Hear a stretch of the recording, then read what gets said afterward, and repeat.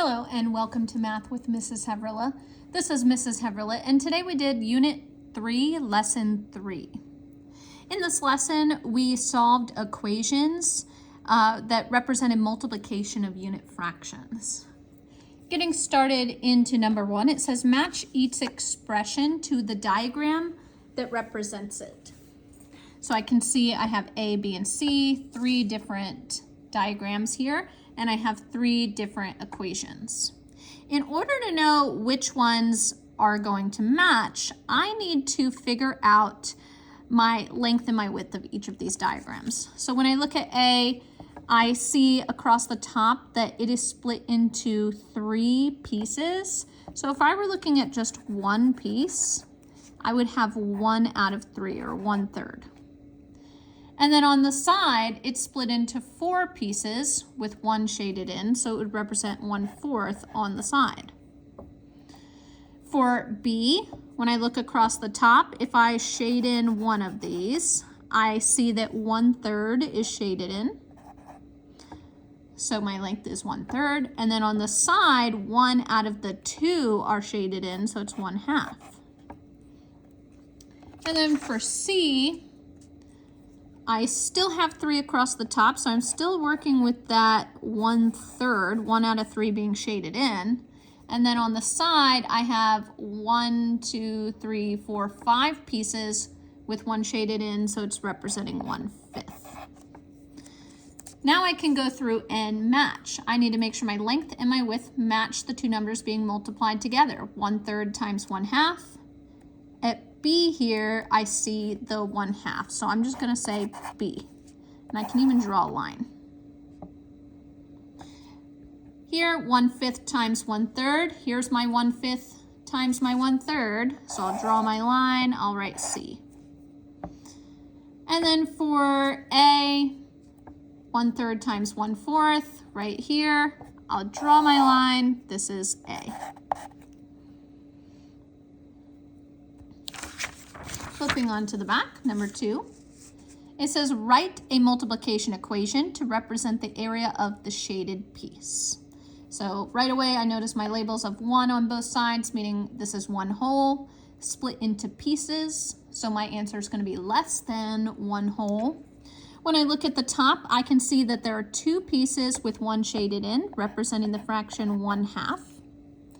On the side, there are 1, 2, 3, 4, 5 pieces with 1 shaded in, representing 1 out of 5, 1/5 as my width. My multiplication equation would be that 1/2 times the 1/5. When I multiply fractions, I do numerator times numerator, denominator times denominator. 1 times 1 is 1. 2 times 5 is 10. 1/10 is my answer. If I look at my picture now, I could actually see that there are 10 total pieces and 1 out of those 10 are shaded in. 1/10. Number 3, I have to now draw the diagram that is going to represent the equation 1/4 times 1/5 equals 1/20. I'm going to go ahead and put these as my length and my width. I'll put 1/4 at the top and 1/5 on the side. If I want it to be representing 1/4 on the top, that means I need 4 pieces with 1 of the 4 shaded in. So I'll draw 3 lines, because when I draw 3, it's going to give me 4 pieces. 1, 2, 3, 4. And then on my side here, if my denominator is 5, that means I need 5 pieces. So I'll draw 4 lines. 1, 2, 3, 4, and that gives me 5. 1, 2, 3, 4, 5. When I look at my diagram, 1 out of the 4 needs to be shaded in, so there it is. And then I can see on the left-hand side here that 1 out of the 5 is shaded in. If I were to count every single one of these pieces, there would be 20 pieces, and 1 of the 20 pieces is shaded in. Moving on to my fluency practice, I am multiplying fractions. Again, when I multiply two fractions, I multiply numerator times numerator, denominator times denominator. That means I'm multiplying both of the numbers up top together and both of the numbers on the bottom together. 1 times 1 is 1. 5 times 5 is 25. This is where it's important that I know those math facts. Next one, I'll draw the line. 1 times 1 is 1. 5 times 6 is 30. 1 times 1 is 1. 6 times 6 is 36.